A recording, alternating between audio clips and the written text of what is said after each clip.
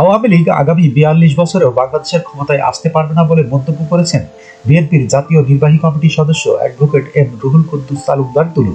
রোববার ১৭ নভেম্বর বিকেলে নাটোরের বনপাড়া বাইপাস মোড়ে এক জনসভায় প্রধান অতিথির বক্তব্যে তিনি এসব কথা বলেন।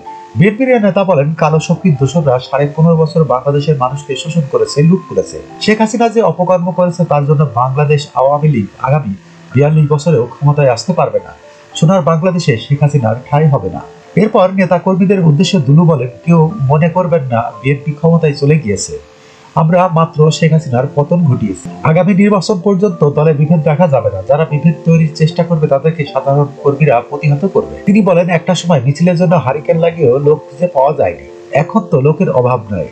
আমার কথা একটাই, যারা 15.৫ বছর বিএনপির সঙ্গে ছিলেন, এর বাইরে ষড়যন্ত্রকারী, চক্রান্তকারী আওয়ামী লীগের দোসররা যাতে বিএনপিতে আসার সুযোগ না পায়। বিএনপির কোন নেতার মাধ্যমে যদি তারা দলে আসে, সেই সব নেতার বিচার আগে করা হবে। বিএনপির জাতীয় নির্বাহী কমিটির এই সদস্য আরো বলেন, বিগত সময় যারা অস্ত্রের ঝঞ্ঝানি দেখিয়েছে, যারা ভোট না করে চেয়ারম্যান, মেয়র, এমপি হয়েছে, প্রত্যেকের বিচার করা হবে।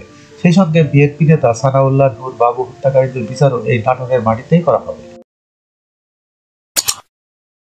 যখনকার খবর তখনই দেখতে চোখ রাখুন সুন 24 টিভিতে। চ্যানেলটি সাবস্ক্রাইব করুন।